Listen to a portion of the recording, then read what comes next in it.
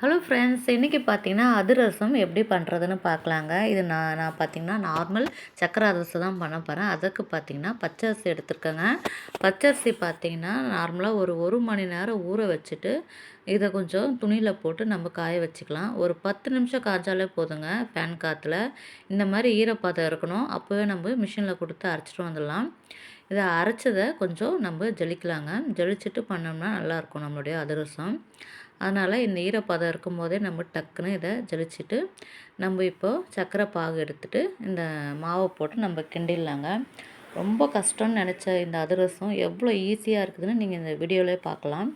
இப்போது ஒரு அரை கப்பு தண்ணி வச்சுக்கலாம். நான் பார்த்திங்கன்னா 1 கிலோ பச்சரிசி மாவுக்கு 3/4 கிலோ சர்க்கரை எடுத்துருக்கேங்க. இப்போ பாகு பார்த்திங்கன்னா இது தக்காளி பதம் வரணும், அவ்வளோதாங்க. அந்த தக்காளி பதம் வந்தவுடனே நம்ம மாவு கிண்டி கேஸ் ஆஃப் பண்ணிவிட்டு நம்ம கிளறி இறக்கிட வேண்டியது தான். இப்போ நல்லா இது கொதி வரட்டுங்க. கொதி வந்து பபுள்ஸ்லாம் வந்தோடனே கொஞ்சம் நேரம் கழித்து நம்ம இந்த மாதிரி தண்ணியில் விட்டு பார்த்தோம்னா நல்லா ஒரு தக்காளி பதம் உருட்டு பதம் வருங்க.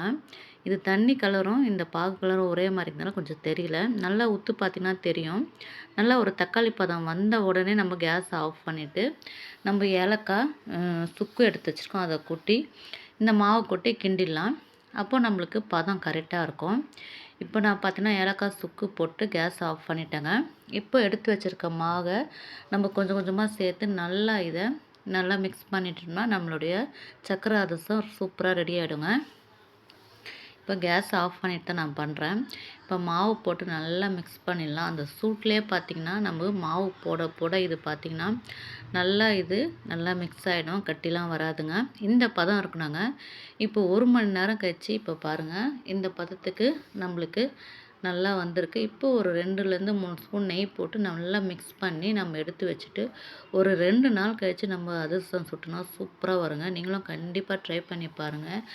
இதுக்கு பார்த்திங்கன்னா ரொம்ப நம்ம கிண்ட தேவையில்ல, எதுவுமே ரொம்ப கஷ்டப்பட தேவையில்லைங்க. ஈஸியாக நம்ம அதிரசம் இந்த தீபாவளிக்கு நம்மளே பண்ணி கொடுக்கலாங்க. நீங்களும் ஒரு ட்ரை பண்ணி பாருங்கள். நெக்ஸ்ட் வீடியோவில் அதிரசம் எப்படி வந்திருக்குன்னு நான் உங்களுக்கு சுட்டு காட்டுறேன்.